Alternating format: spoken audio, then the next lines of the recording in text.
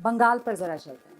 वहाँ पर ममता बनर्जी और दीदी की शैली बेहतर तरीके से आप दर्शकों को बता पाएंगे, क्योंकि एक परसेप्शन उनके बारे में बनता है कि साहब बहुत ही ज़िद्दी किस्म की औरत हैं, वो जो फैसला ले लेती हैं शायद उस पर टिकी रहती हैं अपने फैसले पर, लेकिन इंडिया गठबंधन के साथ आई और फिर गठबंधन से अलग हो गई। इससे ममता बनर्जी की जो सियासत है बंगाल में, उसे फ़ायदा होगा या नुकसान? मैं दीदी के साथ मैंने 2 साल काम किया है और बंगाल के चुनाव में मैंने दीदी को फ्लेक्सिबल और काम करने में बहुत, जिसके साथ काम करने में आसानी हो वैसा ही पाया। मुझे कम से कम व्यक्तिगत तौर पर मैंने ये कई मौक़ों पर मैंने कहा है कि मुझे दीदी के साथ काम करते हुए कोई दिक्कत हुई नहीं, लेकिन मैं बंगाल में बीजेपी और टीएमसी में बड़ी लड़ाई देखता हूँ।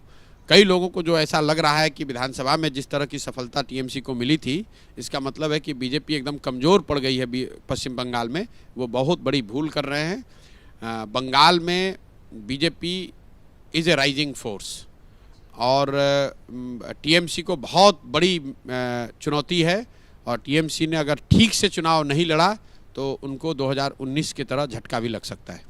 ये बंगाल के अंदर अभी संदेश खाली वाला मामला बहुत गर्म है, तो ये जो संदेश खाली में हो रहा है, इसको आप एक चुनावी पैतरे के तौर पर या ये मौसमी माहौल के तौर पर खबर, या फिर ये ध्रुवीकरण के लिए किया जा रहा है? जब आप सत्ता में हैं और इस तरह की घटना सही या इन टर्म्स ऑफ परसेप्शन अगर आ जाए, तो सत्ता में बैठे हुए दल और नेता को उसका नुकसान होना ही होना है। ये बात आप मानकर चलिए। वो सही हो ना हो वो अलग बात है, वो तो जांच का विषय है, लेकिन purely in terms of perception मैं इसको टीएमसी के लिए नेगेटिव मानूंगा, इसको पॉजिटिव नहीं मानूंगा। क्या आपको ऐसा लग रहा है कि सबसे ज़्यादा जिसके बारे में कुछ आप अनुमान लगा ना पाएं, उस तरीके का एक राज्य बनकर उभरा है? क्योंकि वहाँ पर जो इंडिया गठबंधन वाले दल हैं वो 2 फाड़ हो चुके हैं, एनडीए का बिल्कुल शक्ल बदली हुई है, महाविकास आघाड़ी की शक्ल बदली हुई। महाराष्ट्र की जो पॉलिटिकल सिचुएशन वो इतना मेस है कि उस पर किसी भी तरह की कोई टीका टिप्पणी करना ही बड़ा मुश्किल है, लेकिन मैं इतना ज़रूर कह सकता हूँ कि इंडिया अलायंस के लिए अगर एक कोई फर्टाइल ग्राउंड था वो था महाराष्ट्र, और कहीं ना कहीं बीजेपी भी इस बात को समझती है।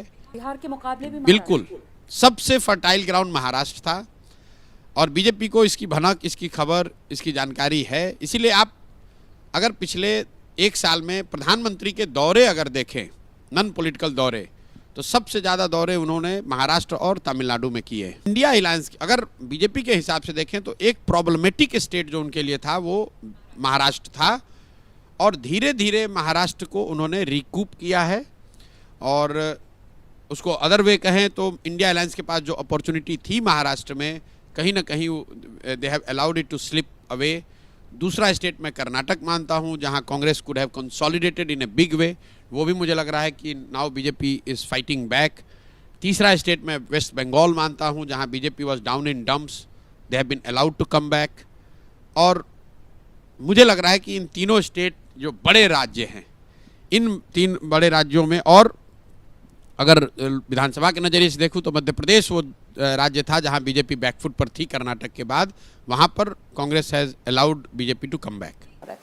जैसे ही घड़ी का काटा दोपहर 2:30 पे आए, बबीता जी का दिल सास बहू साजिश के लिए मचल जाए। और ये है इनकी बहू, पूरे दिन ऑफिस की टेंशन हो जाए गॉन जब ये करें अपना फेवरेट शो फ्री टाइम पे ऑन। इनकी तरह आप भी देखें अपना फेवरेट शो अपने टाइम पर, और डाउनलोड कीजिए एबीपी लाइव ऐप अपने स्मार्ट टीवी पर।